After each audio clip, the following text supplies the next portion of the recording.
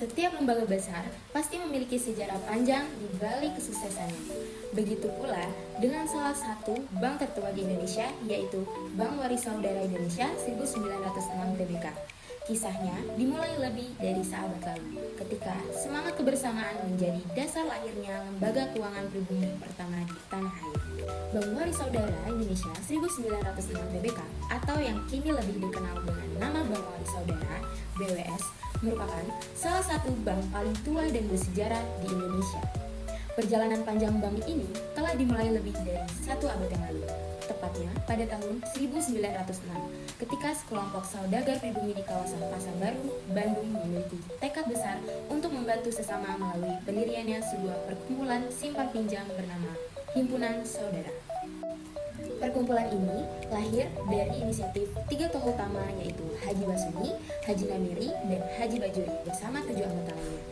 Mereka memiliki tujuan yang mulia, membantu masyarakat kecil yang pada masa itu kesulitan memperoleh akses terhadap pelayanan keuangan, terutama di tengah keterbatasan ekonomi dan tekanan sistem kolonial Belanda. Seiring berjalannya waktu, Himpunan Saudara terus berkembang pesat.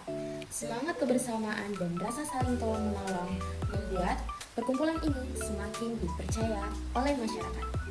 Hingga akhirnya, pada tahun 1913, Himpunan Saudara memperoleh pengesahan resmi sebagai badan hukum. Hal ini menjadi tonggak penting dalam sejarah berdirinya lembaga keuangan pribumi di Indonesia, menandai awal mula lahirnya institusi keuangan yang dikelola oleh bangsa sendiri. Setelah merdeka, kiprah Himpunan Saudara semakin diperkuat dengan pengakuan dari pemerintah. Melalui keputusan Menteri Keuangan pada tahun 1955, perkumpulan ini secara resmi diberikan izin untuk menjalankan usaha sebagai bank tabungan. Dari sinilah transformasi besar dimulai. Dari sebuah lembaga simpan pinjam sederhana menjadi institusi perbankan modern yang terus berkembang mengikuti zaman. Kini, setelah lebih dari 100 tahun perjalanan Bank Waris Saudara tetap berdiri kokoh sebagai simbol sejarah dan dedikasi terhadap kemajuan ekonomi rakyat Indonesia. Terus bertumbuh, pada 15 Juni 1974, Badan Hukum Himpunan Saudara berubah menjadi perseroan terbatas dengan nama PT Bank Tabungan HS 1906. Nama dan struktur hukum bank terus mengalami perubahan seiring berkembangnya industri perbankan di Indonesia. Hingga akhirnya bank dikenal luas sebagai bank saudara dan menjadi salah satu pemain perbankan dengan sejarah panjang, reputasi kuat, dan kedekatan dengan masyarakat. Perubahan besar terjadi pada tahun 2014 ketika bank ini menjalin kerjasama strategis dengan Wuri Bank, salah satu bank terbesar di Korea Selatan. Wuri Bank mengakuisisi sebagian besar saham bank saudara melalui anak usahanya di Indonesia. Hubungan ini berlanjut pada akhir tahun yang sama, tepatnya 30 Desember 2014, ketika bank saudara resmi merger dengan PT Bank Wuri Indonesia. Hasil merger ini melahirkan nama baru, yaitu PT Bank Wuri Saudara Indonesia pada tahun 1906 Tbk. Yang kita kenal sampai sekarang, integrasi ini menempatkan BWS pada perpaduan antara pengalaman panjang sebagai bank lokal dan kekuatan jaringan global dan Wuri Bank Korea. Selama bertahun-tahun, Bank Wuri Saudara dikenal sebagai bank yang stabil, terpercaya, dan memiliki tata kelola yang baik. Laporan keuangan selalu tampak tertib dan operasionalnya berjalan normal. Tidak ada tanda-tanda bahwa sesuatu yang besar dan mengkhawatirkan sedang terjadi di balik layar. Namun, di balik penampilannya yang tenang itu ternyata ada sesuatu yang salah.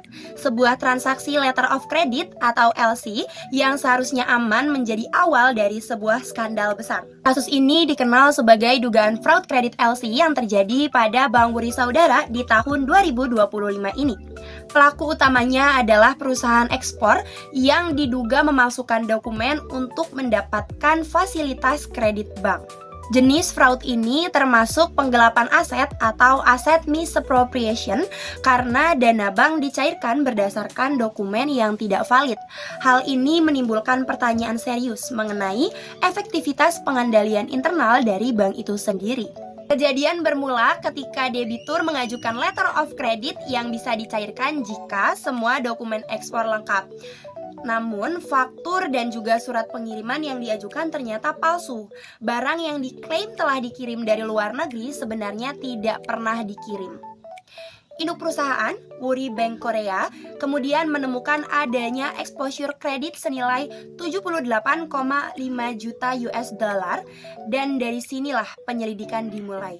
Bank segera menelusuri setiap transaksi dan juga dokumen yang dicurigai karena jumlah dana yang dicairkan sangatlah besar dan juga beresiko.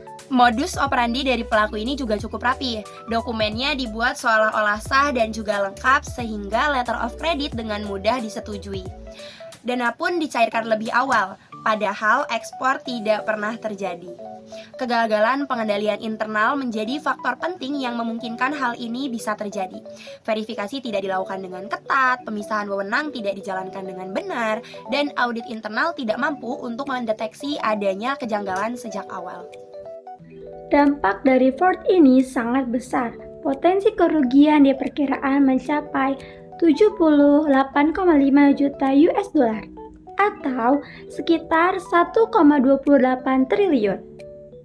Reputasi Bank Woori Saudara menjadi terganggu. Saham bank mengalami tekanan dan OJK turun tangan untuk melakukan pengawasan. Kasus ini mengingatkan semua pihak bahwa dalam dunia perbankan, kepercayaan adalah aset paling berharga dan sulit untuk dikembalikan setelah hilang. Fraud ini bisa terjadi karena kombinasi beberapa faktor. Tekanan bisnis yang mendorong bank untuk mempercepat pencairan kredit membuat pengawasan menjadi longgar. Konflik kepentingan antara debitur dan pihak internal bank juga dapat melemahkan kontrol.